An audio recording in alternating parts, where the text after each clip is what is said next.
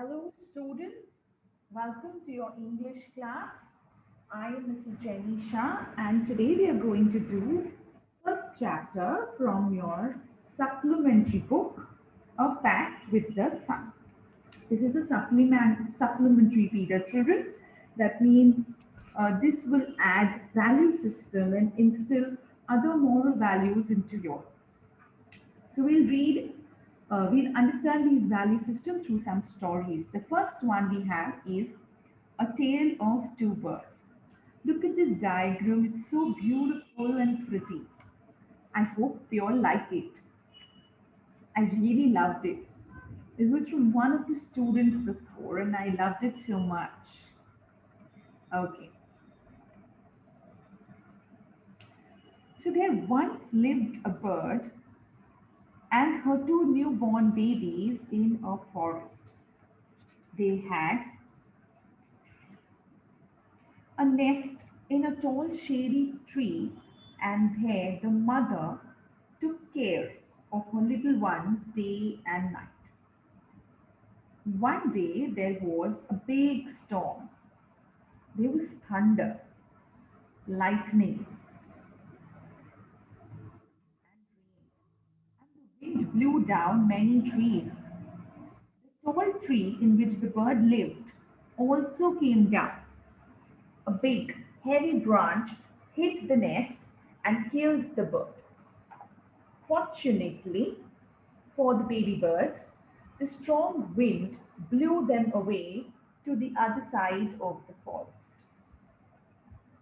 One of them came down near a cave where a gang of robbers lived, and the other bird landed outside a rishi's ashram a little distance away. So now what has happened is first there were these two birds who were living. There was a bird who lived with her two small newborn babies in a forest, and the nest was on a tall, shady tree. And the mother used to take care of the babies every day. Now remember, children, when I say tall, shady tree, that means the tree was very stable and firm. But unfortunately, that means not very nicely. That one day there was a big storm, there was thunder, lightning, rain. The wind blew down many trees. This happened with us recently. So you can imagine the tall tree also fell down, one in which the birds were living. And a big heavy branch hit that particular nest and it killed that bird inside. Fortunately, over here means luckily. Fortunately for the baby birds, the strong wind had blown them away to the other side of that forest.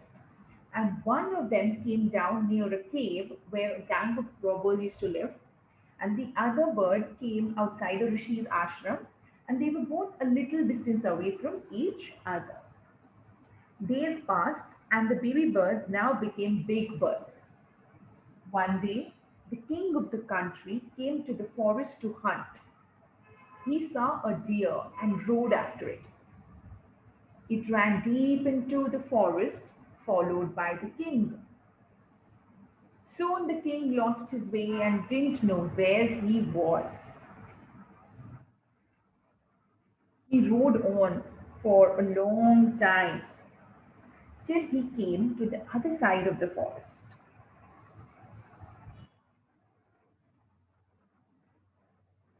Very tired by now, he got off his horse and sat down under a tree that stood near a cave. Suddenly, he heard a voice cry out, "Quick, hurry up! There is someone under the tree. Come and take his jewels and his horse. Hurry, or he'll slip away." The king was amazed. He looked up and saw a big brown bird on the tree under which he was sitting. He also heard faint noises issuing from the cave. He quickly got up onto his horse and he rode away as fast as he could. So now both the birds have grown up and they've grown up in different environment. One has grown up near the robber's cave and the other bird has grown up near the Rishi's ashram. So now the king was passing by and wanted to rest under a tree, and over there he hears the sound of one of the bird who says, "Come quickly, there's someone under the tree. Come and take his jewels, come take his horse. Hurry, hurry up, otherwise he's going to run away. He's going to slip away." So the king is shocked. He looks at the sound and he sees there's a bird. And then he sees there's a cave nearby and there are some noises coming out of the cave. So the king becomes he becomes very instantly, he becomes very active, he becomes very conscious, he becomes very aware, and he feels that if he's going to stay there longer, he's going to be robbed away. So he quickly gets up on his horse and he rides away as fast as he could. Soon he came to a clearing which looked like an ashram. It was the Rishi's ashram. The king tied his horse to a tree and sat down in its shade. Suddenly he heard a gentle voice announce, "Welcome to the ashram, sir. Please go inside and rest. The rishi will be back soon. There's some cold water in the pot. Please make yourself comfortable." The king looked up and saw a big brown bird in the tree. He was amazed. "This one looks like the other bird outside the cave," he said to himself very loudly. "You are right, sir," answered the bird. "He is my brother, but he has made friends with robbers. He now talks as they do. He doesn't talk to me anymore." Just then, the rishi entered the ashram. So now over here, he finds another bird, and this bird is greeting him very well, and he's telling him, "Come, take rest." And Rishi notices the similarities between the two birds, and he says about it. To which the bird answers, "Yes, you are right, and he is my brother.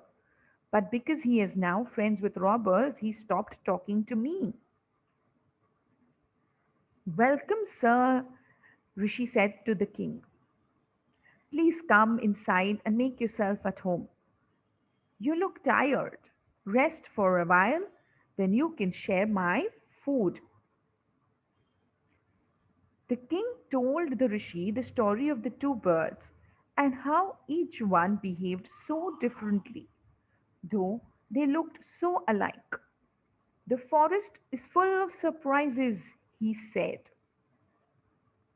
Rishi smiled and said, "After all, one is known by the company he keeps. That bird has always heard the talk of robbers. He imitates them and talks about robbing people. This one has repeated what he has always heard. He welcomes people to the ashram. Now, come inside and rest. I'll tell you more about this place and these birds." So, students, with this, we've completed the chapter today. It isn't a very long chapter, but tell me, what are your learnings? What did you learn? A man is known by the company he keeps. Do you think this is true?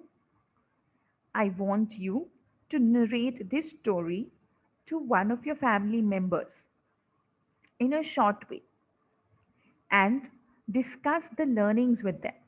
What learning did you get? What value have you learned? Do you really think company will have so much effect on you? If yes, have you ever noticed any effect that the company that you have has had on you? What about your parents? Ask them of any incident that the company or the people that they are always surrounded by has any influence on them. Students, I want you all to introspect, to think. A man is known by the company he keeps. If this is so important, what steps should you take to make sure that you do hang around in good company? So, students, today we are only going to understand the moral values of this chapter. With this, we have come to the end of today's class. I leave you with reflection. I want you to reflect on your thoughts. And next class, we are going to do the question and answers of this chapter. With this, we end today's class. Stay home, stay safe, take care, keep smiling. Thank you.